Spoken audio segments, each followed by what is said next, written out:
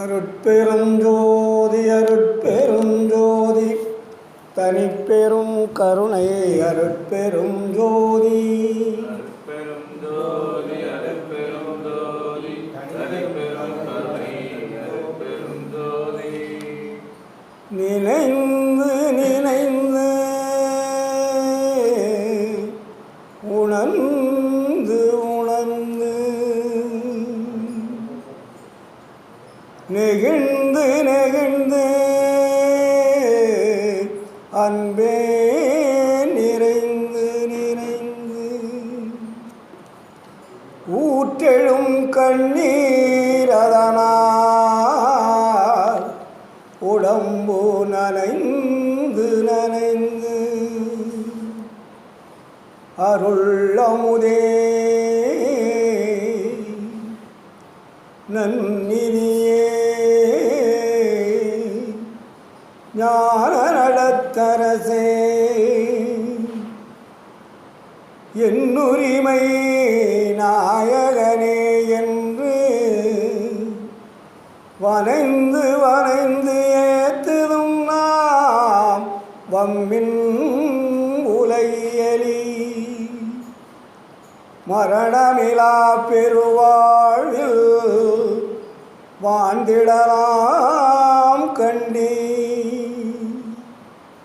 புனைந்துரையே பொய் புகழேன் சத்தியம் சொல்கின்றேன் பொச்சபையில் சிற்சபையில் புகும் தருணம் இதுவே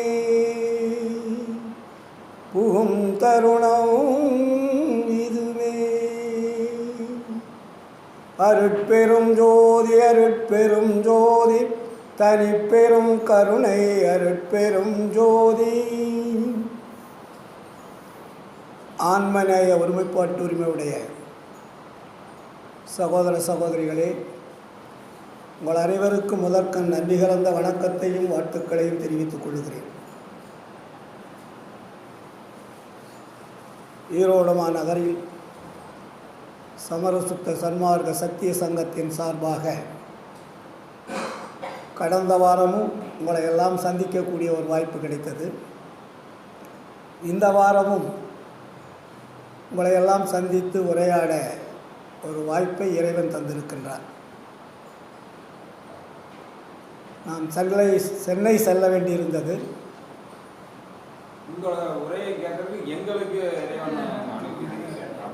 அதற்குள்ளே ஒரு சின்ன வேலை இருந்ததால் இந்த வாரம் இங்கே தங்க வேண்டிய சூழல் ஏற்பட்டது. அதனால் நம்மளுடைய தலைவர் அவர்கிட்டே சொன்னேன், ஐயா இந்த வாரம் நான் இருக்கேன் அப்படின்னாரு. அவசியம் வந்துடுங்க அப்படின்னாரு. ஏன்னா நம்ம சொல்லாமல் எதையும் செய்யக்கூடாதுல்ல. அதனால் மறுபடியும் உங்களை இந்த வாரம் சந்திப்பதில் பெருமகிழ்ச்சி. உடனே வாட்ஸ்அப்பில் போட்டேன், ஈரோடுல சன்மார்க் சங்க மீட்டிங் இந்த வாரம் இருக்குது அப்படின்னு எல்லாருக்கும் அன்றைக்கே தெரிவிச்சிட்டேன். அதில் ஒரு என்னதை பற்றி பேசுவார் அப்படின்றது பொருள்னு போட்டுருவேன்.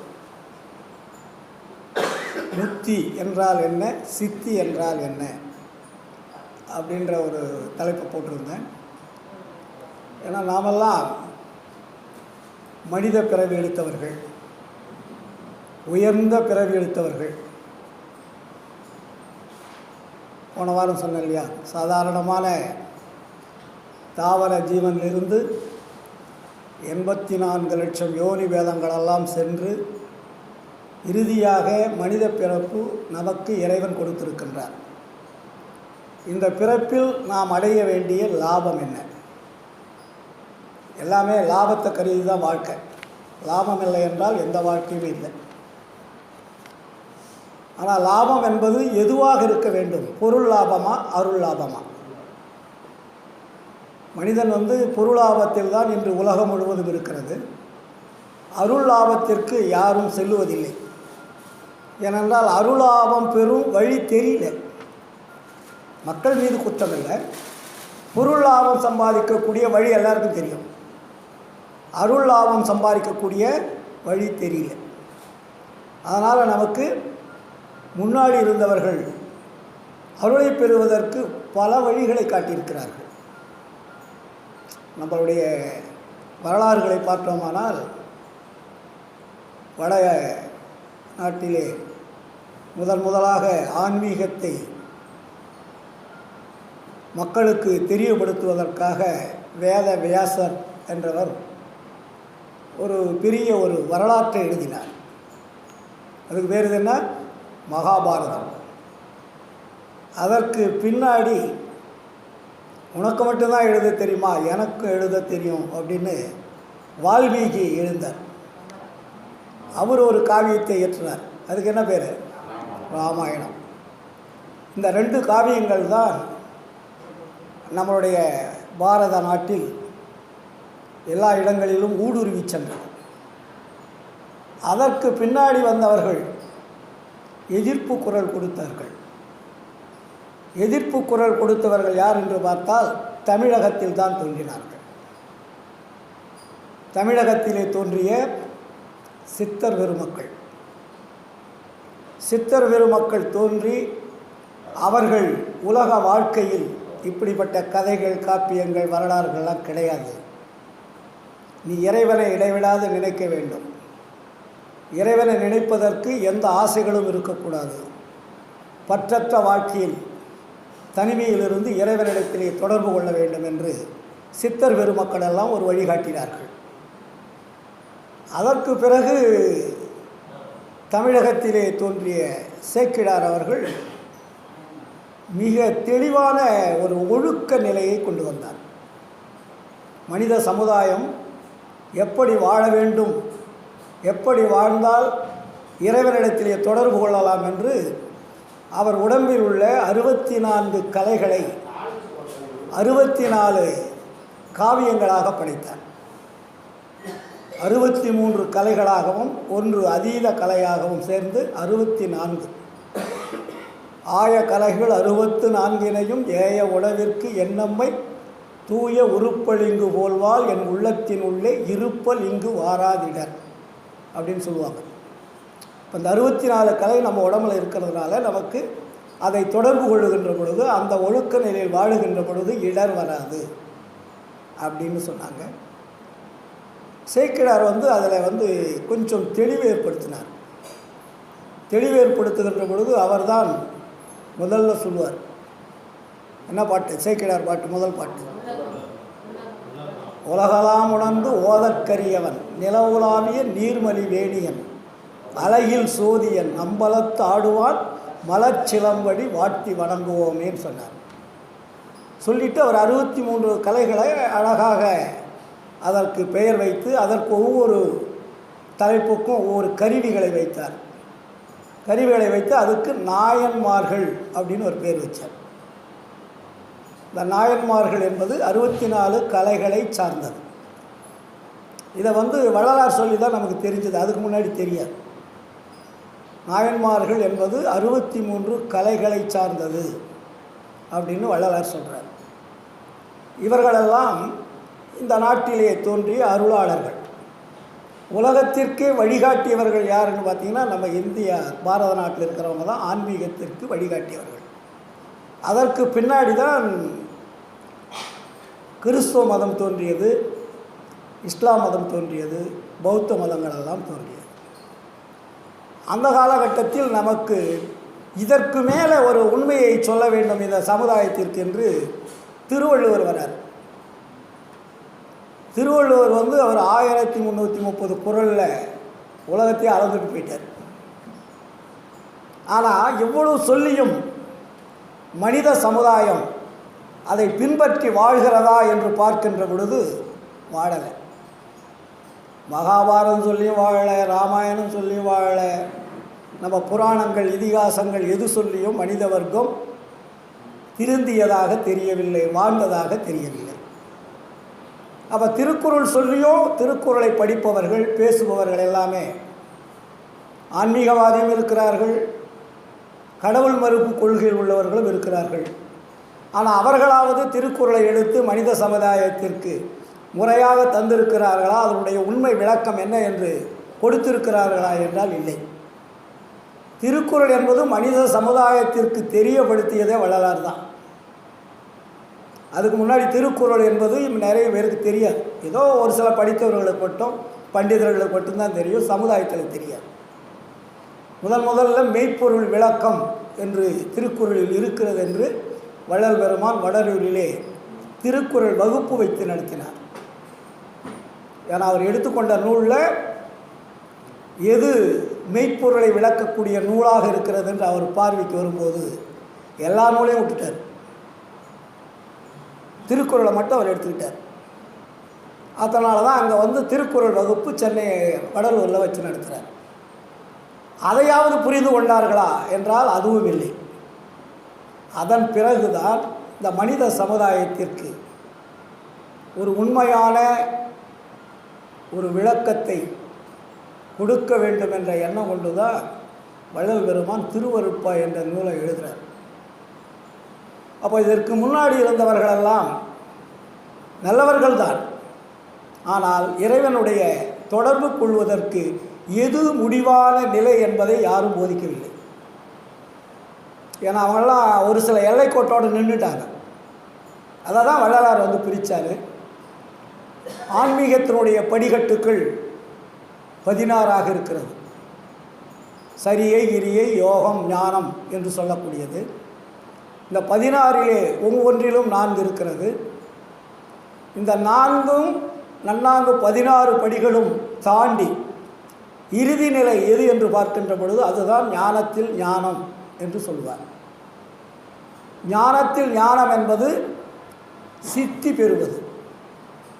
சித்தி என்றால் பூரண அருளை பெற்று மரணத்தை வெல்லுவதுக்கு பேர் சித்தி. முன்னாடி இருந்தவர்களெல்லாம் முத்தியோடு நின்ட்டாங்க. வள்ளலார் முத்திக்கு விளக்கம் சொல்லுகின்ற பொழுது அது சாதனம்னார். முத்தி என்பது முன்னுறு சாதனம், முடிவல்ல. அது முன்னுறு சாதனமாக இருக்கிறதே தவிர அது முடிவல்ல. அப்போது சித்தி என்பது நிலை சேர்ந்த அனுபவம்னார். அதுதான் நிலை சேர்ந்த அனுபவம். அந்த நிலை சேர்ந்த அனுபவம் என்ன? எது நிலையாக இருக்கிறது? இறைவன் நிலையாக இருக்கிறார். ஆனால் இறைவனை நேரடியாக தொடர்பு கொண்டு நாம் பெற வேண்டியது பெறுவதற்கு வேறு சித்தி. முத்தி என்பது சரியை கிரியோடு நின்று போச்சு. முத்தியினுடைய எல்லைக்கோடு என்ன? சரியில் 4, கிரியில் 4. அதுக்கு பேர் தான் சரியை கிரியை, 2ஓட முத்தி நின்று போச்சு. அதான் சரி என்பது சாதாரணமான உலகியலுடைய பக்தி மார்க்கம். கிரி என்பது அதை விட உயர்ந்த நிலை. 3வது ஜீவன் நிலை, யோக மார்க்கம். அந்த யோக மார்க்கத்தில் தான் சித்தர்கள் பெருமக்கள் வந்தாங்க. அவர்கள் சரியை விட்டுட்டாங்க, கிரியை விட்டுட்டாங்க. தனிமையிலிருந்து யோக நிலையிலிருந்து இறைவனை காண முடியும் என்று அவர்கள் அந்த எல்லையிலே சென்றார்கள். அவர்கள் சென்றும் அவர்கள் என்ன சொல்கிறாங்கன்னா சமாதி நிலை அடைகிறாங்க. சித்தி என்பது ஜீவன்னா ஒழுக்கம், ஜீவன்னா உயிர். உயிரை அடக்கும் முறையை தெரிந்தார்கள். உயிர் இயங்கிக் கொண்டிருக்கிறது, இயங்காமல் அடக்குமுறையை தெரிந்து கொண்டார்கள் சித்தர்கள். உயிரை அடக்கிட்டால் என்ன ஆகும்? அப்படியே உட்காந்துருவாங்க, சமாதி நிலைன்னு பேர். இப்போ எப்படி இப்போ இருக்கிற ஆலயங்கள் எல்லாமே சித்தர்கள் வாழ்ந்த இடம்.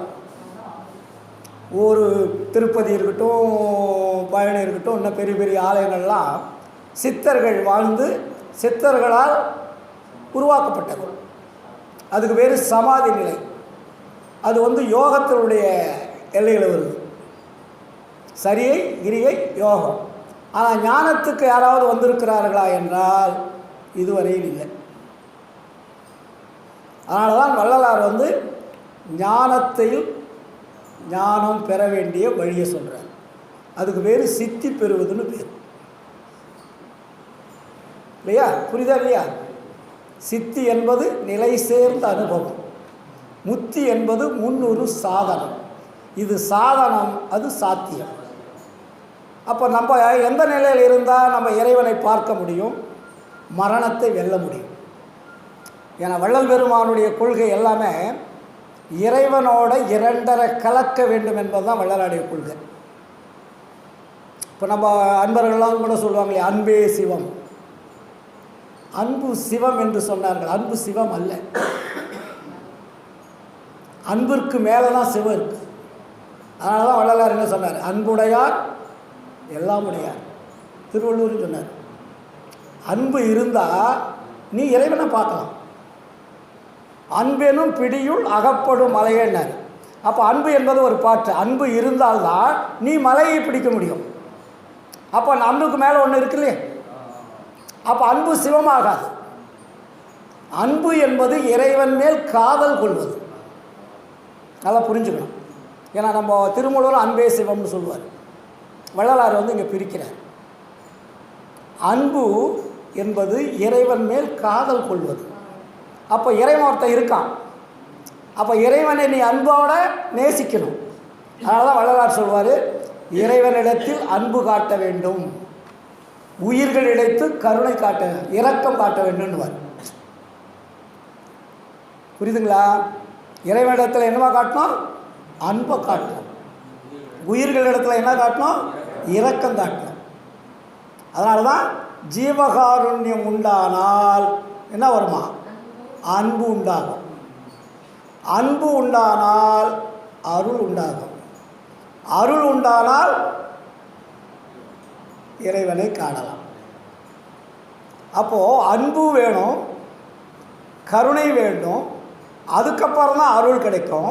அருள் கிடைச்சாதான் இறைவனை பார்க்க முடியும். அருள் இல்லாமல் இறைவனை பார்க்க முடியும். பேருபதேசத்தில் நல்லா அழகாக சொல்லியிருப்பார். அன்பு, தயவு, அருள், கருணை எல்லாம் ஒரே பொருளை குறிக்கிற மாதிரி தெரியும், ஆனால் வேறு வேறு. புரியுதுங்களா? அப்போ அங்கே பிரிக்கிறார். அப்போ பிரிக்கின்ற பொழுது நம்மளுடைய வள்ளுவர் பெருமான் நமக்கு என்ன சொல்லித்தரார்? அருளை பெறும் ஞான மார்க்கத்தை சொல்லித்தரார். நீ அருளை பெற்றுட்டுனா ஜீவன் உடம்பிலிருந்து வெளியே போவார். இந்திரியங்களும் கரணங்களும் சொன்னபடி கேட்கும். இப்போ ஏன் கேட்கல? நம்ம இறைவன்கிட்ட தொடர்பு வைக்காதனால இது கேட்கல. அப்போ ஆமாம் இல்லைங்களா?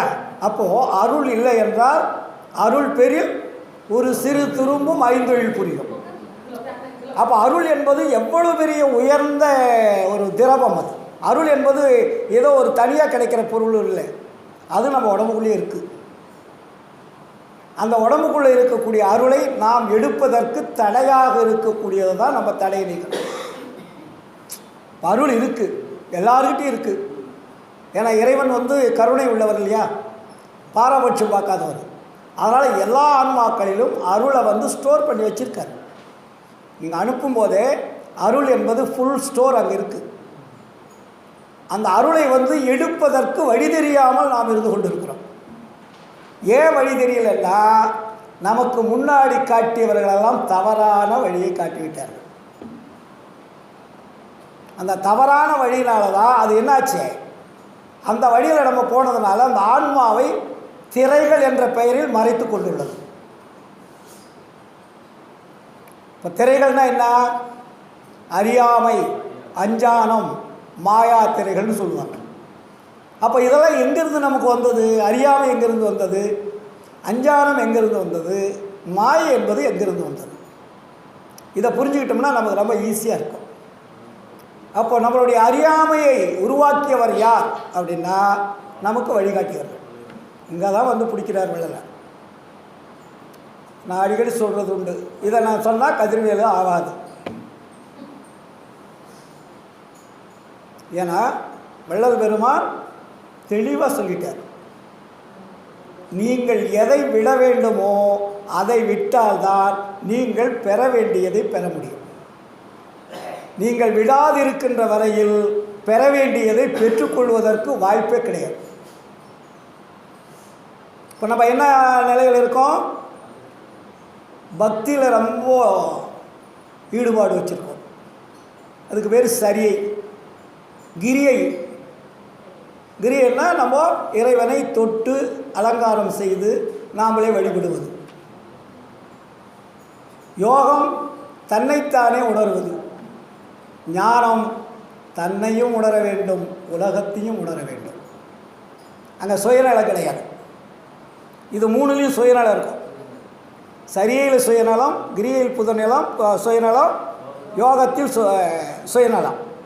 வள்ளலார் காட்டிய ஞானத்தில் எல்லாமே பொதுநலம் தான். பொது உணரும் போதலால் பிரித்த அதுவேரில் தோன்ற அருட்பெருஞ்சோதி. அப்போது இது பொது. உலகத்துக்கெல்லாம் இறைவன் எப்படி பொதுவோ அதேபோல் நம்மளுடைய சன்மார்க்கம் உலகத்திற்கே பொது. அதனால தான் இதில் ஜாதி மத இன என்ற வேறுபாடுகள் கிடையாது. சூப்பர். அப்போது இதுக்கு என்ன பேர் வச்சார் வள்ளலார்? ஆன்மநேய ஒருமைப்பாட்டு உரிமை. உலக வரலாற்றிலே கிடையாது. மற்ற ஒருமைப்பாடுகள் நிறைய இருக்குது நாட்டில். தேசிய ஒருமைப்பாடு, அரசியல் ஒருமைப்பாடு, ஆன்மீக ஒருமைப்பாடு, ஜாதி ஒருமைப்பாடு, தர்ம ஒருமைப்பாடு நிறைய இருக்குது. ஆனால் ஆன்மநேய ஒருமைப்பாடு எங்கேயாவது இருக்குதுன்னா வரலாற்றிலே கிடையாது. வள்ளலார் தான் ஆன்மநேய ஒருமைப்பாட்டு உரிமை வேண்டும்னார். அப்போ ஆன்மநேய ஒருமைப்பாட்டு உரிமை என்றால் என்ன? எல்லா உயிர்களிலும் இறைவன் இருக்கிறார் என்பதை அறிவது. அப்படி அறிஞ்சாதான் உங்களுக்கு அந்த ஒருமைப்பாடு வரும், பேதம் இல்லாதது. இப்போ நம்ம வீட்டில் ஒரு குழந்தைக்கு துன்பம் வருதுன்னா நம்ம என்ன பண்ணுறோம்? நம்ம குழந்தைய தான் பாதுகாப்பு பார்ப்போம். அது சுயநலம். பக்கத்து வீட்டில் ஏதாவது இருந்தால் சரி கூட்டிகிட்டு போங்கன்னு சொல்லுவோம் ஒரு ஆறுதலுக்கா. நம்ம போக மாட்டோம் இல்லையா? ஆனால் ஆன்மநேயம் என்பது அந்த குழந்தையும் நம்ம குழந்தையும் ஒன்று. அதில் இருக்கக்கூடிய ஆன்மாவும் இந்த குழந்தையில் இருக்கிற ஆன்மாவும் உலகத்தில் இருக்கக்கூடிய உயிர்களில் இருக்கக்கூடிய ஆன்மாக்களும் ஒரே தன்மை உடையது, நமது சகோதரத்தன்மை உடையது என்று எப்போ உணர்கிறார்களோ அதுக்கு பேர் தான் ஆன்மநேயம். அதனால தான் வள்ளலார் என்ன பண்ணார்? வாடிய பயிரை கண்ட போதெல்லாம் வாடினேன்னார். பயிர் வாடியதற்கு வாடினவர் உலகத்தில் வள்ளலார் ஒருத்தர் தான். ஏன்னா பயிருக்கு மட்டும் அவர் வாடலை, எல்லா உயிர்களிலும் இறைவன் அனுப்பிய ஆன்மா இருக்கிறது என்பதை உணர்ந்தார். அதனால தான் எத்துணையும் பேதமுறாது எவ்வுயிரும் தம்முயிர் போல் எண்ணி உள்ளே ஒத்து உரிமை உடையவராய் ஒக்கென்றார் யாவர் அவருளம்பான் சுத்த சித்துருவாய் எம்பெருமான் நடம் புரியும் இடமென நான் தெரிந்தேன். அந்த வித்தகர்தம் அடிக்கேவல் புரிந்திட என் சிந்தை மிக விளைந்ததாலே. இல்லைங்களா? அப்போ பேதமில்லாத வாழ்க்கை வாழ்ந்தால் மட்டும்தான் ஞானத்தில் ஞானம் என்பது நமக்கு கிடைக்கும். அப்போ தான் அந்த ஆன்மாவில் இருக்கக்கூடிய அருள் என்பது, அந்த திரை என்பது விலகும். அதுவரையும் விலகாது. நேற்று கூட மதியானம் ஒருத்தர் திண்டுக்கல்லேருந்து 1 மணி நேரம் பேசினார். நிறைய கேள்விகளை கேட்டார். இன்றைக்கி ஒரு கட்டுரை அனுப்பியிருந்தேன். இறந்தால் பிறப்பு என்ன, அடுத்த பிறப்பு என்னன்னு நமக்கு தெரியுமா? தெரியாது. அப்போது நம்மளுடைய வாழ்க்கையில் இறந்துவிட்ட பிறகு இருப்பவர்களை தெரியாது, இருப்பவர்களுக்கு இறந்தவர்களை பற்றி தெரியாது. செத்து போயிட்டாங்க அவங்க நமக்கு தெரியுதா? இல்லை நமக்கு செத்தவங்களை பற்றி தெரியுதா? இல்லை. இப்போ இப்படி மறைக்கப்பட்ட நிலைகளில் தான் நம்ம வாழ்ந்துட்டுருக்குறோம். ஏன்னா நமக்கு தெரிஞ்சு நமக்கு எத்தனையோ பேர் நம்ம கண்ணுக்கு முன்னாடி செத்துருக்குறாங்க. நம்ம உறவினர்கள், நண்பர்கள், எத்தனையோ பேர் எல்லாருமே நம்ம இளவு போயிட்டு வந்துருப்போம். ஆனால் யாராவது செத்துட்ருப்போடு நம்மக்கிட்ட தொடர்பு வச்சுருக்காங்களான்னா இல்லை. இல்லை செத்தவங்களாவது நம்மக்கிட்ட தொடர்பு வச்சுருக்காங்களான்னா இல்லை. இதுதான் மறைக்கப்பட்ட உண்மைன்னு பேர். அப்போது இந்த உண்மை தெரியாதனால்தான் நம்ம இஷ்டம் போல் வாழ்ந்துட்டுருக்குறோம்.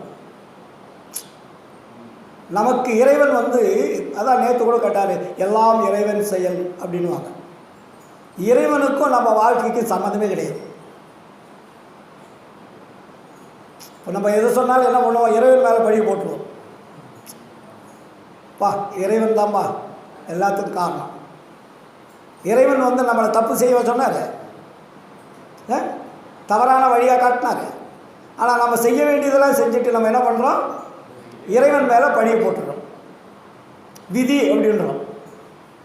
எல்லாம் விதிப்பயன், வினைப்பயன் அப்படின்னு நம்ம சொல்லுவோம். ஆனால் வள்ளலார் அதை தெரியப்படுத்துகிறார். இறைவன் நம்மளுடைய தாயாக தந்தையாக இருப்பவர் தான். ஆனால் அவர் நம்ம இந்த உலகத்திற்கு வாழ்வதற்காக அனுப்பி வைக்கிறார். அனுப்பி வைத்து விட்ட பிறகு நமக்கு 3 சுதந்திரம் கொடுக்குறார். இந்த உலகத்தில் நம்ம வாழ்வதற்கு நமக்கு சுதந்திரம். எப்படி நம்ம வீட்டில் கல்யாணம் பண்ணிட்டோடனே ஒரு சுதந்திரம் கொடுத்துறோம் இல்லையா, மகளுக்கோ மரும, அதுவே நம்ம கண்ட்ரோல். அப்போ 3 சுதந்திரம் கொடுக்கும்போது அவர் என்ன சுதந்திரம் கொடுக்குறாரு? தேக சுதந்திரம், போக சுதந்திரம், ஜீவ சுதந்திரம். இந்த 3 சுதந்திரத்தினால தான் நம்ம வாழ்ந்துட்டுருக்குறோம். இந்த 3 சுதந்திரத்தை நீங்கள் எப்படி பயன்படுத்துகிறீர்கள் என்பது தான் இப்போ முக்கியம். உங்களுக்கு சுதந்திரம் கொடுத்துருச்சு, அவர் வேலை முடிச்சிருச்சு. ஆண்டவருக்கு நமக்கும் தொடர்பு கிடையாது. உலகத்துக்கு வர வச்சுட்டாரு, அனுப்பிட்டாரு, உங்களுக்கு உடம்பை கொடுத்துட்டாரு, உயிரை கொடுத்துட்டாரு இல்லையா, இந்திரிய கரணங்கள்லாம் கொடுத்துட்டு செட்டப் பண்ணியாச்சு. ஆனால் அவங்கள வாழ்வதற்கு ஒரு ஃப்ரீ விட்டுட்டார். உங்களுக்கு 3 சுதந்திரம் கொடுக்கப்பட்டு இருக்கிறது. அது தேக சுதந்திரம், போக சுதந்திரம், ஜீவ சுதந்திரம் இல்லைங்களா? அப்போ இந்த 3 சுதந்திரத்தை வச்சு தான் இப்போ நம்ம வாழ்ந்துட்டுருக்குறோம். அப்போ நம்ம என்ன பண்ணுறோம்? யார் எது சொன்னாலும் கேட்டுக்கிறோம் இல்லையா? நம்ம இஷ்டத்துக்கு ஏதோ ஒன்று பண்ணுறோம். எது நமக்கு தேவையோ அதை செயல்படுறோம். இது யாருக்கு தடை இருக்கா? நீங்கள் இந்த மீட்டிங்கு வரணுன்னா வரலாம், வரலன்னா வரல, உங்கள் இஷ்டம் தானே. உங்களுக்கு அந்த சுதந்திரம் கொடுக்கப்பட்டு இருக்கிறது. நீங்கள் இந்த உலகத்திலையும் வாழலாம், மரணமும் எடுத்துக்கொண்டு மறுபடியும் பிறப்பு எடுக்கலாம். அது உங்கள் சௌகரியம் உங்களுக்கு. ஆனால் இறுதியில் என்ன கிடைக்கும்? மரணம் கிடைக்கும். இந்த 3 சுதந்திரத்தைகளை நீங்கள் தவறாக பயன்படுத்துகின்ற பொழுது அதனுடைய முடிவு என்னவென்றால் மரணம். அதான் தண்டனை. தண்டனை என்பது நமக்கு வாழக்கூடிய வாழ்க்கையில் பஞ்சம், பசி, வறுமை இதெல்லாம் கூட பெரிய தண்டனை கிடையாது. மரணம் தான் தண்டனை. அதை தான் இயேசுநாதன் சொன்னார். என்ன சொன்னார்? பாவத்தின் சம்பளம் மரணம்னார். அப்போது தப்பாலே சகத்தவர் சாவே துணிந்தார்னார் வள்ளலார். தவறு செய்வதால் தான் மரணம் வருகிறதே தவிர மரணம் தானாக வருவதில்லை. ஏன்னா நம்மளுடைய வாழ்க்கையில் மரணம் வந்தவர்களுடைய வாழ்க்கையை நம்ம பின்பற்றிட்டு வந்துட்டோம். ஏன்னா இதுவரையும் நம்ம வாழ்ந்தவங்க பூரா எப்படி வாழ்ந்துருக்கிறாங்க? மரணம் அடைந்தவர்கள். அவர்கள் சொல்லிய, அவர்கள் பின்பற்றிய வரலாறுகளையும் வாழ்க்கை முறைகளையும் வழிகாட்டுதலையும் நாம் பின்பற்றி வரோம். அதனால் அவங்களுக்கு என்ன கிடைக்குதோ அதே நமக்கு கிடைக்குது இல்லைங்களா? அதனால தான் வள்ளலார் இங்கே தெளிவுபடுத்துகிறார். இது இன்னைக்கு நேற்று இல்லைப்பா, சாவதென்றும் பிறப்பதென்றும் சாற்றுகின்ற பெரும் பாவம் தன்னை நோவது இன்று புதிதன்றே என்றும் உலதால். இது இன்னைக்கு நேற்று இல்லை, எப்பயுமே இருக்குது. இந்த நோய் இது ஒரு பெரிய நோய். ஆமாம், உயிர்ப்பில் இதை நீக்குவது யாரால் முடியும்? அருட்பெருஞ்சோதி அல்லால் வேறு ஆண்டவரால் ஒன்றும் ஆவது ஒன்றுமில்லை கண்டாயினார். வேறு எந்த கடவுளாலேயும் உங்கள் மரணத்தை நீக்குவதற்குண்டான வழி கிடைக்காது. ஏனென்றால் அவர்தான் உங்களை அனுப்பியவர். அவர் தான் உங்களுக்கு 3 சுதந்திரத்தையும் கொடுத்தவர். அவர்கிட்ட தான் நீங்கள் அருளை பெறணும். வேறு தெய்வங்கிட்ட அருளை கிடைக்காது, கொடுக்கவும் முடியாது. அப்படியே நீங்கள் போய் கேட்டாலும் இந்த தெய்வங்களெல்லாம் அங்கேருந்து வாங்கி தான் கொடுக்கும். ஹோல்சேல் டெப்போ அங்கே தான். இதெல்லாம் ரீட்டைல். இப்போ இந்த ஜவுளி கடையில் போய் ரோட்டில் ரீட்டைலில் பிஸ்னஸ் பண்ணுறவங்க யாருக்கிட்ட வாங்குறாங்க? ஹோல்சேலில் போய் தான் வாங்கிட்டு வருவாங்க. மொத்த வியாபாரி அங்கேருந்து வாங்கிட்டு வந்து ரீட்டைலில் கொடுக்குறாங்க. நம்ம ரீட்டைலில் கொடுக்குறதால இவன் தான் தயாரித்தான்னு நம்ம நினச்சிட்ருக்குறோம். ஹோல்சேல் கொடுக்குற டெப்போ தனியாக இருக்குது. அந்த ஹோல்சேல் டெப்போ தான் நம்மளுடைய அருட்பெருஞ்சோதி ஆண்டவர். ஏன் வள்ளலார் இவர் அழுத்தமாக சொல்கிறாருன்னா, நமக்கு அவருக்கு நம்ம உலக தெய்வங்கள்லாம் அவர் திட்டணுன்னு அவசியம் இருக்குது. எல்லாருமே கடவுள் நம்பிக்கை உள்ளவர்கள் தான். அதனால் அவர்களை பேசுவதாலோ குறை சொல்வதாலோ நமக்கு என்ன லாபம்? ஆனால் உண்மை என்பதை நாம் மறைக்கக்கூடாது. மறைக்கக்கூடாது என்பதற்காகத்தான் இறைவன் அனுப்பினார். இதுவரையில் மறைத்து விட்டார்கள், இனி மறைப்பதற்கு வாய்ப்பில்லை. இந்த உலக மக்களுக்கு அருளை பெறும் வழியை நீ சொல்லுவதற்காக இந்த உலகத்திற்கு போன்னு ஆண்டவர் தான் அனுப்பினார் வள்ளலார் இல்லைங்களா? உங்களுக்கு தான் தெரியுங்களா, அடிக்கடி படிக்கிறீங்க. இறைவனால் வருவிக்க உற்றேன்னுவார். அப்போ இறைவனால் வருவிக்க உற்ற வந்த வள்ளலார் உண்மையை சொல்லி தானே ஆகணும். அப்போ உண்மையை சொன்னதுக்கு அவர் என்ன பண்ணார்? இந்த சரியை, கிரியை, யோகம் என்பதை 3ஐயும் ஒப்புப்படுத்திட்டார். அதை நானே பார்த்தேன். 5-6 வயதிலிருந்து நான் சரியையும் பார்த்துட்டேன், கிரியையும் பார்த்துட்டேன், யோகத்தையும் பார்த்துட்டேன். இதனால் எந்த லாபமும் இல்லை.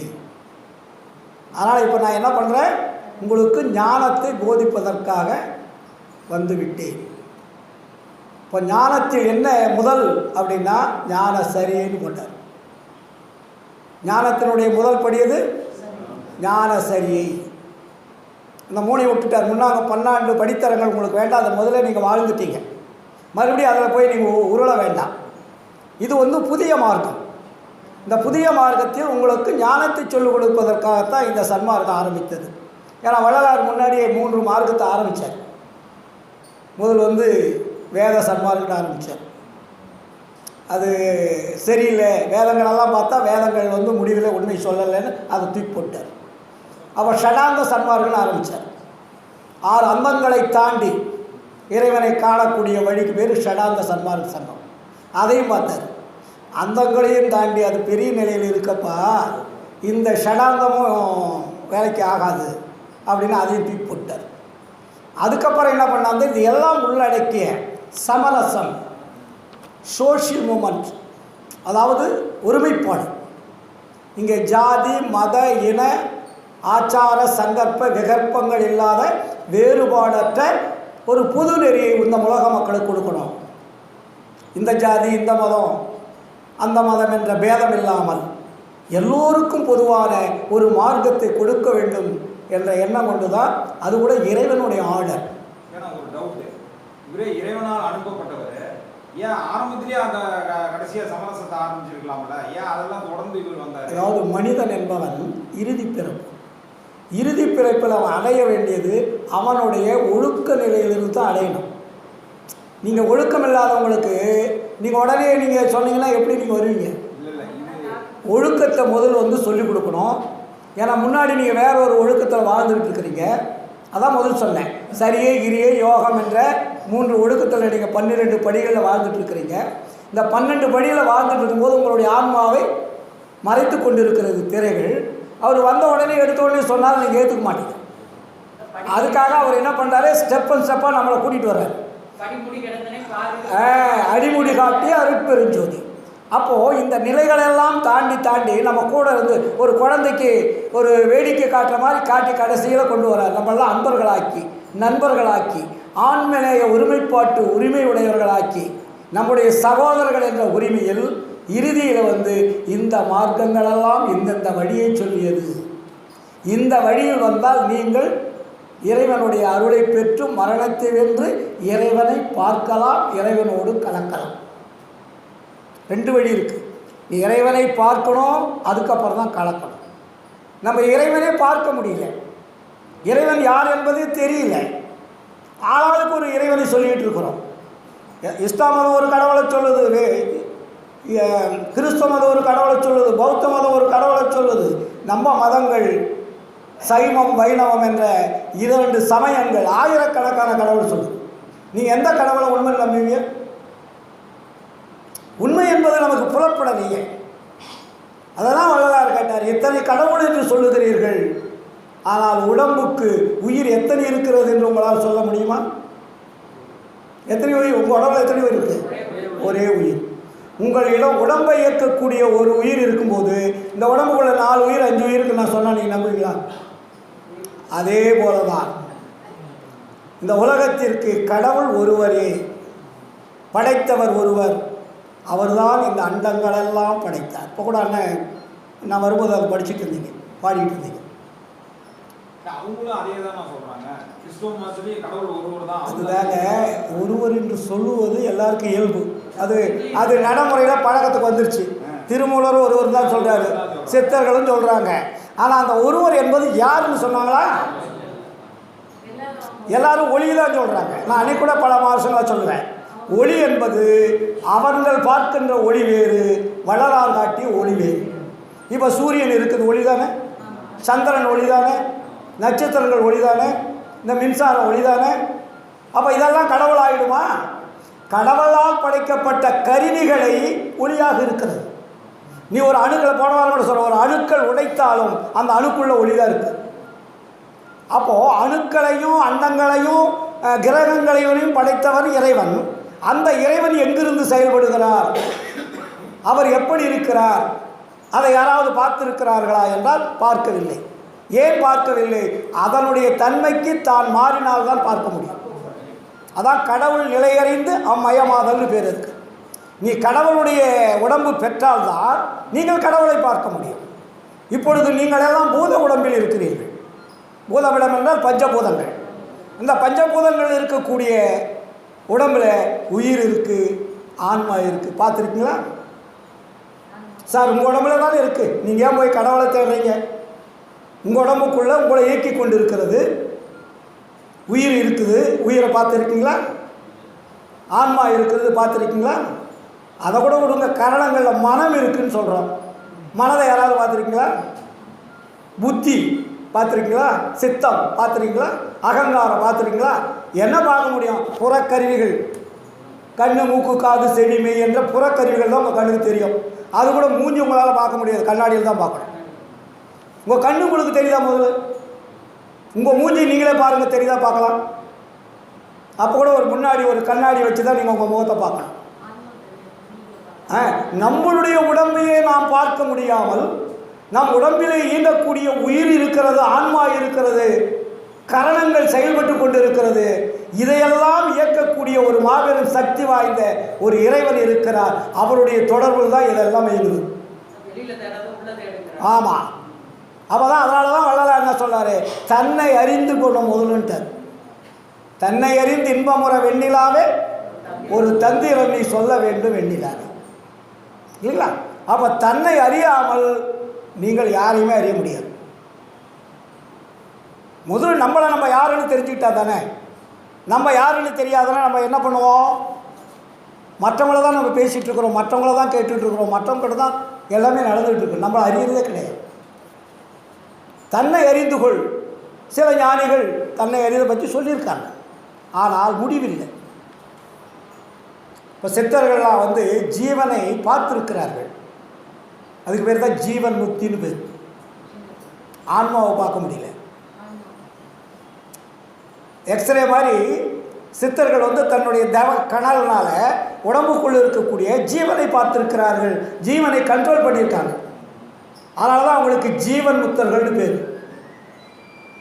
அப்போ ஜீவன் என்பது உயிர். உயிர் அவங்க பார்க்குறாங்க. உயிர் வெளியே போகாத அடக்குறாங்க. அடக்குன்ற பொழுது அவங்க நிலை என்ன ஆகுது? சமாதி நிலை ஆகிடுது. இயக்கம் நின்று போச்சு. அதெல்லாம் கூட இருந்தவர். அப்போ இயக்கம் நின்றுவிட்ட பிறகு உடம்பு என்பது அசையாமல் உட்காந்துருச்சு. புரியுதுங்களா? அதுக்கு பேர் தான் ஜீவன் முக்தின்னு பேர். ஆனால் வள்ளலார் ஜீவன் முக்திக்கு இங்கே வேலையே கிடையாது. இந்த உடம்பில் இருக்கக்கூடிய உறுப்புக்கள், ஜீவன், ஆன்மா அத்தனையும் ஒளியாக மாற்றணும்னா. ஏனென்றால் ஆன்மாவனுடைய தன்மைக்கு இதை மூணையும் மாற்றணும், மாற்ற முடியும்னார். இதை மாற்றுவதற்கு பேர் தான் சித்தி நிலைன்னு பேர். அப்போ சித்தி எதனால் வரும்? அருள்னால தான் வரும். அருட்பெருஞ்சோதி அகவலில் சொல்லியிருக்கார்ல, தோலலாம் குடந்திட சூனரம் அனைத்தும் மேலலாம் கட்டவை விட்டு விட்டு என்கிட. அப்படியே லைனாக கொண்டு வருவார். அப்போ தான் சொல்லுவார், மடலெல்லாம் மூளை மலர்ந்திட, அமுதம் உடலெல்லாம் ஊற்றெடுத்து ஓடி நிரம்பிடன்னு வருவார். அது ஒரு 20-30 பாடல் லைனாக கொண்டு வர. இறுதியில் சொல்லுவார், பொன்னுடம்பு இறக்கும் பொருந்திடும் பொருட்டால் என்னுடம் கலந்த எந்த நீ அன்பேன்னுவார். புரியுதுங்களா? பொன்னுடம்பாக மாறணும். பொன்னுடம்பு என்றால் என்றும் அழியாதது. நம்மளுடைய உடம்பு அழிஞ்சு போகிறது. இறைவனை நீங்கள் பார்க்க வேண்டுமானால் இறைவன் கொடுத்திருக்கக்கூடிய அருளை நீங்கள் அனுபவின்னு தான் சொல்கிறார். நீங்கள் போய் கஷ்டப்பட வேண்டாம். நான் கொடுத்துருக்கிறேன், நான் வச்சிருக்கிறேன். நான் கொடுத்த புதையலை எடுக்கிறது உங்களுக்கு என்ன கஷ்டம்? அந்த புதையலை எடுப்பதற்கு தான் வழி சொன்னவர் வள்ளலார். அந்த புதையலுக்கு என்ன இருக்கா? ஒரு கதவு, ஒரு பூட்டு போட்டிருக்கு. அந்த புதையல் தெரியாமல் இருப்பதற்கு ஒரு கதவும் அது வெளியே ஒரு பூட்டும் இருக்கிறது. அப்போ இந்த பூட்டை திறப்பதற்கு எது தேவை என்றால் ஜீவகாருண்யம் தான் தேவைங்க. ஜீவகாருண்யமே மோட்ச வீட்டின் திறவுகோல். திறவுகோல் தான். உள்ளே போகிறதுக்கு உங்களுக்கு பூரண அருள் வேணும். இதைத்தான் வள்ளலார் அழகமாக சொல்கிறாரு. ஞானசரிகளுடைய பாடலை 28 பாடல்களை படித்து பார்த்துட்டிங்கன்னா அவ்வளோ பெரிய உண்மையை நமக்கு இந்த 28 பாடலை வச்சுட்டார். அதனால தான் உங்களுக்கு காலம் போதாது. நீங்கள் நாளைக்கு பார்த்துக்கலாம், இன்னைக்கு பார்த்துக்கலாம், வியாபாரத்தை எப்படி கொஞ்சம் பொறுமையாக பார்த்துக்கலாம்னு நினைக்கிற மாதிரி நினைக்காதீங்க. இந்த பிறவி போனால் மறுபடியும் இந்த பிறப்பு கிடைப்பது என்பது உறுதியல்ல. புரியுதுங்களா? அப்போ நம்ம என்ன பண்ணணும்? விரைந்து விரைந்து அடைந்திடுவீன் மேதி நீர் இங்கே மெய்மை உரைக்கின்றேன் நீர் வேறு நினையாதீர். நான் சொல்கிறதுனால எதை எனக்கு ஒரு சாதகமாக அந்த ஈரோடு கதிரோடு பேசுகிறான்னு நினைக்காதீங்க. இல்லை வள்ளலார் இப்படி அவருக்கு சாதகமாக பேசுனாருன்னு நினைக்காதீங்க. உங்களால் எனக்கு எந்த விதமான லாபம் கிடையாது. இருந்தாலும் என்னுடைய ஆன்ம நேய ஒருமைப்பாட்டு உரிமையினால் இதை சொல்லுகின்றேன் பற்பல நான் துரிசலவே சூதலவே தூய்மை உடையனவே வெல்லுகின்ற வார்த்தை என்று வெறும் வார்த்தை என் வாய் விளம்பாது. ஏன்? ஐயர் என் உள் நின்று இயங்குகின்றபடியால். என் உள்ளிருந்து இறைவன் சொல்லுவதால் நான் சொல்லுகின்ற வார்த்தைகள் அத்தனையும் தூய்மையுடையது, வெல்லுகின்ற வார்த்தை, வெறும் வார்த்தை அல்ல. ஏதோ ஒரு ராமாயண மகாபாரதம் கேட்டுட்டு ரசிச்சுட்டு போகிற வேலை கிடையாதுங்க. அதனால தான் வள்ளலாருக்கு சொல்கிறாரு, விரைந்து விரைந்து அடைந்திடுவீன் மேதி நீர் இங்கே மெய்மை உரைக்கின்றேன் நீர் வேறு நிலையாதி. அதுக்கு அடுத்தது என்ன சொல்கிறாரு? திரைந்து திரைந்து உளுத்தவரும் இளமை அடைந்திடவும் செத்தவர்கள் எழுந்திடவும் சித்தாடல் புரிய வருகின்ற தருணம் இது வரம்பெறலாம் நீவி. சாதாரணமான வார்த்தை அல்ல. அப்போ என்ன பண்ணணும்? கரைந்து கரைந்து உளமுருகி கண்களில் நீர் வெறுகி கருண கடவுளை உட்கருதி வினோ கழித்தேன். கடவுளை எங்கே நீங்கள் பார்க்கணும்? உங்கள் உள்ளத்தில் உங்களை இயக்கக்கூடிய உட்பொருளாக இருக்கக்கூடிய அந்த ஆன்மாவை நீங்கள் தொடர்பு கொண்டால் மட்டுமே தன்னை அறிந்து இன்பம் வருவது. அதுதான் தன்னை அறிந்து இன்பம் வருவது. நீங்கள் வெளியில் அறிந்து இன்பம் வர முடியாது. அது இன்பமும் துன்பமும் உங்களை அட்டாக் பண்ணிக்கிட்டே இருக்கும். கொஞ்ச நேரம் இன்பம் வரும், கொஞ்ச நேரம் துன்பம் வரும். இன்பம் வந்தால் மகிழ்ச்சி அடைகிறீங்க, துன்பம் வந்தால் சோர்வு அடைகிறீங்க, இல்லைங்களா? ஆனால் இங்கே வள்ளலாருடைய மார்க்கத்தில் சுத்த சன்மார்க்கத்தில் வந்தீங்கன்னா இன்புறலாம். என்ன சொல்கிறாரு?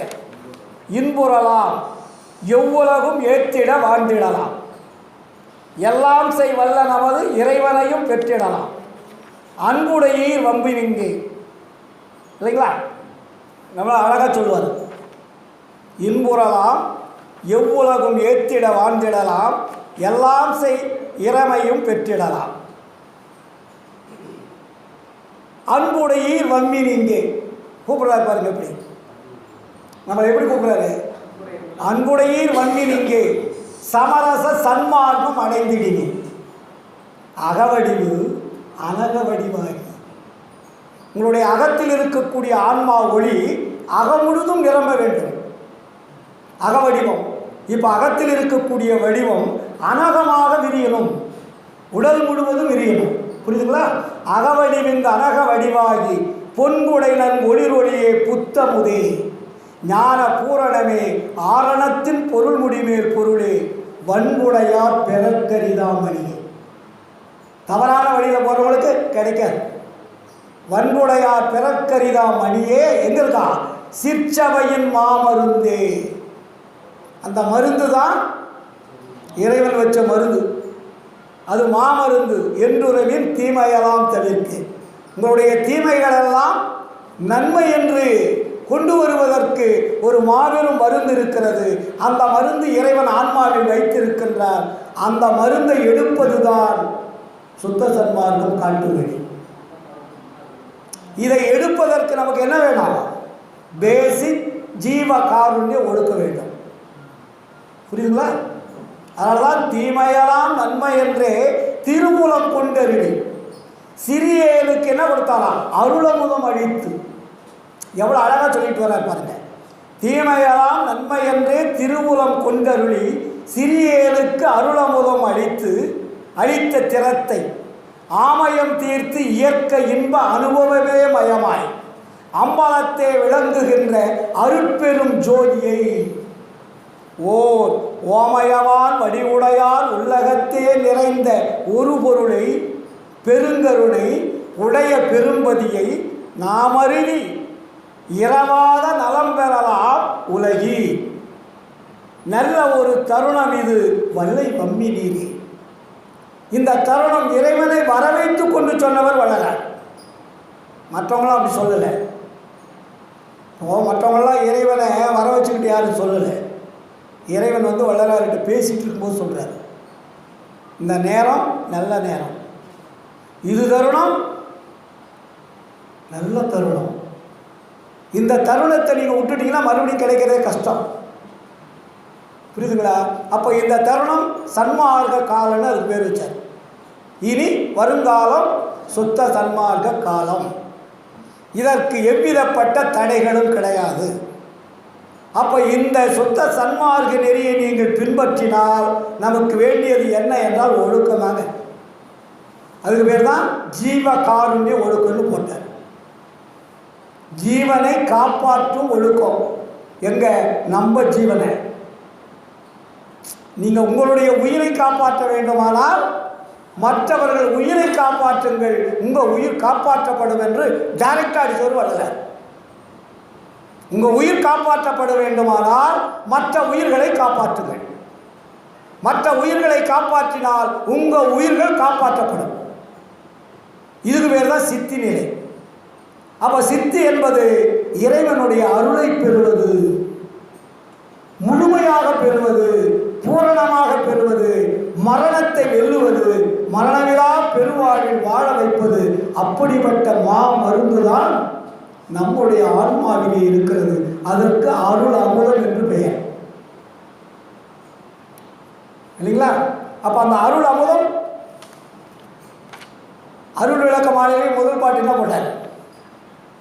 அருள் விளக்கே அருட்சுடரே அருஜோதி சிவமே அருளமுதே அருள் நிறைவே அருள் வடிவ பொருளே இருள்கடிந்து என் உளம் முழுதும் இடங்கொண்ட பதியே என்னறிவே என்னுயிரே எனக்கினிய உறவே மருள்கடிந்த மாமணியே மாற்றறியா பொன்னே மண்ணில் நடம் புரிகின்ற மணவாளா எனக்கு தெருளடித்த திருவாளா ஞான உருவாளா தெய்வ நடத்தரசே என் சிறுமொழி ஏற்றருளே. அப்போ அது அருள் விளக்கு எங்கும் இல்லை, உங்கள் உடம்புக்குள்ளே இருக்கு. வேற எங்கேயும் போய் நீங்கள் தேட வேண்டாம். வெளியில் வச்சுட்டு ஒரு மாடல் பிரேம் வள்ளலார். அருள் விளக்கு என்பது ஆன்மா இருக்கக்கூடிய சிற்சபையில் இருக்கக்கூடிய விளக்கு தான் அருள் விளக்கு. அந்த அருள் விளக்கில் தான் ஞான மருந்து இருக்கிறது. ஞான மருந்து என்பது அருளை குறிப்பது. அந்த அருளை யார் பெறுகின்றார்களோ அவர்களுக்கு மட்டும்தான் இறைவன் யார் என்பது தெரியும். நாம் பேசலாம், படிக்கலாம், பாராயணம் செய்யலாம், என்ன வேணாலும் பண்ணலாம். உங்களுக்கு சுதந்திரம் கொடுத்தாச்சு. இந்த 3 சுதந்திரத்தையும் இறைவன் திருவடிக்கே நீங்கள் சரண்டர் செய்து இறைவனுடைய அருளை பெற வேண்டுமானால் என்ன பண்ணணும்? இந்த 3 சுதந்திரத்தையும் திருப்பி அவர்கிட்ட கொடுக்கணும். இதை நீங்கள் வச்சுக்கிட்டு இறைவன்கிட்ட காட்டிங்கன்னா கிடைக்காது. நம்மகிட்ட கொடுத்துருக்காரு 3 சுதந்திரம். ஆமாம், பட முடியாது இனித்துயரம் பட முடியாத அரசை பட்டதெல்லாம் போதும் பயம் தீர்த்து இப்பொழுது என் உடல் பொருள் ஆவியலாம் நீ எடுத்துக்கொண்டு உன்னுடைய உடல் பொருள் ஆவியலாம் உமந்தனக்கே அளிப்பாய் வடலூர் சிற்றம்பலத்தே வாழ்வாய் என் கண்ணுன் மணியே குருமணியே நன்மணியே நடராஜ மணியே என்று சொல்கிறார். அந்த அளவிற்கு நாம் நம்முடைய அடைய வேண்டியது முத்தி நிலை அல்ல, சித்தி நிலை. சித்தி என்பதுதான் மரணத்தை வெல்லும் மார்க்கம் என்று கூறிக்கொண்டு இவ்வளவு நேரம் அமைதியாக இருந்து சிந்திக்கணும். அதாவது சன்மார்க்கம் என்பது கேட்டுவிட்டு போவதில்லை, இது வாழ்க்கை நெறி. இந்த வாழ்க்கை நெறியில் நாம் எல்லாம் ஒவ்வொரு கணம்னா என்ன? அரை செகண்டு, 1 நிமிஷம் என்ற வேற, அரை கணமும் நான் தரிக்க மாட்டேன்னு வரவில்லை. நீங்கள் 1 செகண்டுன்றீங்க, அவர் அரை கணம். இந்த கையை தொடர்றதுக்குள்ளே பாதி. அதில் அந்த நேரம் கூட நான் இறைவனை மறந்ததில்லை. ஏன்னா நம்மளுடைய படைத்த இறைவனை நாம் மறந்தால் என்ன ஆகும்? நான் மறந்தேன் எனும் என்னைத்தான் மறவான் எனது நாயகன் என்று ஆடுகின்றேன். இதுவரையில் ஊன் மறந்தேன் உயிர் மறந்தேன் உன்னை மறந்தறியேன் மறந்தால் உயிர் விடுவேன் கணம் தருகிறேன். ஆணை நும்மாலை என்றார். அப்போ அரைகணமும் நான் தரிக்க மாட்டேன். எவ்வளவு பெரிய ஒரு தொடர்பு, எவ்வளவு பெரிய ஆனந்தத்தை பெறக்கூடிய வாழ்க்கை நம்மகிட்ட இருக்கு. அவர் சும்மா நினைக்கிறது எதுக்கு நினைக்க சொல்றாரு? நம்ம இன்பமுடன் வாழலாம். எல்லா உலகம் இன்புற வாழ்ந்திடலாம் இல்லையா? அப்போ இன்பமுற வாழ்வதற்குத்தான் வழிகாட்டுகிறாரே தவிர நமக்கு துன்பம் வருவதற்கல்ல. இது ஆனந்தத்துடைய வாழ்க்கை. நாம் ஆனந்தமாக வாழ வேண்டிய வாழ்க்கை வாழாமல் துன்பமாக வாழ்ந்த வாழ்க்கை வாழ்ந்து மரணத்தை அடைந்து மறுபடியும் எந்த பிறவி கிடைக்கும் என்பது தெரியாமல் வாழ்வதை விட இந்த பிறப்பிலேயே உயர்ந்த பிறப்பை பயன்படுத்தி எல்லாம் வல்ல அருட்பெருஞ்சோதி ஆண்டவருடைய அருளை பெற்று மரணத்தை வென்று நாம் எல்லாம் வாழ்வாக வாழ வேண்டுவதுதான் இறைவனுக்கு நாம் செய்யும் தொண்டு பணி. இது நம்ம இறைவனுக்கு செய்கிறது, அப்பாவுக்கு செய்கிறது. அப்பா என்ன நோக்கத்திற்காக நம்மை அனுப்பி வைத்தாரோ அந்த நோக்கத்தை நாம் கடைபிடித்தால் நம்முடைய தந்தையாகிய அருட்பெருஞ்சோதி ஆண்டவர் போல் மகிழ்ச்சி கொள்ள உலகத்தில் யாருமே கிடையாது. புரியுதுங்களா? அதனால் நம்ம யாரை நினைக்கிறோம்? அருட்பெருஞ்சோதி ஆண்டவரை இடைவிடாது தூங்கும் போதும் விழிக்கும் போதும் வேலை செய்கின்ற பொழுதும் வியாபாரம் செய்கின்ற பொழுதும் எந்த நேரமும் இடைவிடாது நினைவில் கொள்ளுங்கள். அப்போ அந்த நினைவில் இருக்க நீங்கள் செய்யக்கூடிய வேலைகள் எல்லாம் 100% சக்ஸஸ் ஆகும். அவர் நினைக்கிறதுக்கு தனியாக போய் இடம் ஒதுங்க வேண்டியதில்லை. நீங்கள் அந்த உணர்வு தான், அந்த உணர்வு நம்ம இயக்கிக் கொண்டிருக்கக்கூடிய இறைவன் ஒரு செகண்ட் மறந்தால் நம்ம என்ன ஆகும்? மரணம் தான். ஏன்னா நம்ம இயக்கிக் கொண்டிருக்கக்கூடிய இறைவனை நாம் நினைக்காமல் வேறு யாரும் நினைப்பது. அதே மாதிரி ஒவ்வொரு ஆன்மாவும் நினைத்து அந்த பேரின்ப சித்தி பெருவாழ்வில் வாழ வேண்டும் என்று கூறிக்கொண்டு இந்த வாய்ப்பளித்த அத்தனை அன்புள்ளவர்களுக்கும் நன்றி கூறி நீண்ட ஆயுள் நிறைந்த செல்வம் அழியா புகழ் பெற்று அருளை பெற்று வாழ்வாக வாழ வேண்டும் என்று எல்லாம் வல்ல அருட்பெருஞ்சோதி ஆண்டவரை வேண்டிக் கொண்டு இந்த சிறிய உரையை நிறைவு செய்கிறேன். நன்றி, வணக்கம், வாழ்த்துக்கள்.